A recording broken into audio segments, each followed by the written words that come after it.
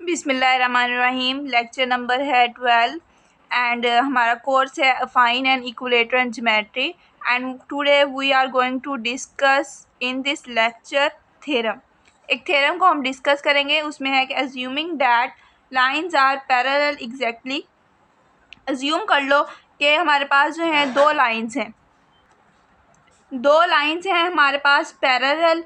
When they have empty intersection, वो एक दूसरे को इंटरसेक्ट नहीं करते, एक दूसरे को कट नहीं कर रही, उनका इंटरसेक्शन जो है एम्प्टी है। Prove that if a line intersects one, उसने कहा है कि प्रूव करो कि अगर एक लाइन जो है उन दो पैरेलल लाइंस में से किसी एक को कट करती है, तो if two parallel line it intersect the other, जो ये एक लाइन है एक को तो कट करती है, क्या वो दूसरी को भी कट करेगी? तो ये प्रूव कर दो। तो चले हम इसकी डायग्राम देख लेते हैं। ये हमारे पास है दो पैरेलल लाइंस, एक को हमने नाम दे दिया L1 का, दूसरे को हमने नाम दे दिया है L2 का नाम दे दिया है। तो ये जो थर्ड लाइन है ये कर रही है इंटरसेक्ट L3 जिसे हम कह रहे हैं, और उसने ये कहा है कि ये जो लाइन है ये इसको भी इंटरसेक्ट करेगी, ये बता दें, ये प्रूव कर दें। तो चले हम इसको प्रूव करते हैं। सबसे पहले ना हम ये चीज़ देखेंगे कि हमें गिवन क्या क्या चीज़ हैं। उसने बता दिया कि L1 और L2 जो है ना, ये जो दो लाइंस हैं ये हैं पैरेलल। तो हम कह देते हैं कि L1 जो है वो पैरेलल है L2 के, और L1 जो है इसका इंटरसेक्शन L2 जो है ये है एम्प्टी। सॉरी, ये नहीं आएगा, सिर्फ ये आएगा कि ये इज़ इक्वल टू एम्प्टी है, ये एक दूसरे को कट नहीं कर रही, ना ही कोई इनमें कोई कॉमन है। कुछ भी इंटरसेक्शन में आपको पता है कि जो चीज़ कॉमन होती है हम उसे राइट करते हैं। और L1 इंटरसेक्शन L3 जो है वो इक्वल टू एम्प्टी नहीं है, वो ये इंटरसेक्ट करती हैं, एक पॉइंट पे इंटरसेक्ट कर रही हैं, तो इनका इंटरसेक्शन जो है वो एम्प्टी नहीं होगा। तो हम इसे प्रूव करने के लिए ना कंट्राडिक्शन यूज़ करेंगे। कंट्राडिक्शन का मैंने पहले भी बताया है कि हम उसको उसके ऑपोजिट कंसीडर कर लेते हैं, जो चीज़ हमें गिवन दी होती है। तो हमें गिवन था कि L1 जो है इंटरसेक्शन है इज़ इक्वल टू एम्प्टी, और L1 इंटरसेक्शन L3 जो है वो is not equal to empty है।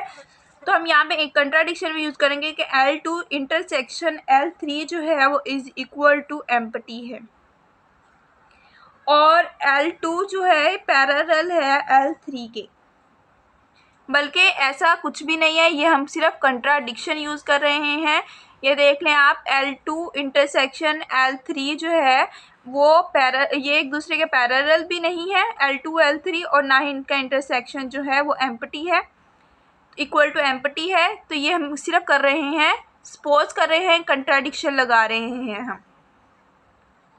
उसके बाद हम ये कह लेते हैं कि L1 पैरेलल है L2 के, एंड L2 जो है वो पैरेलल है L3 के।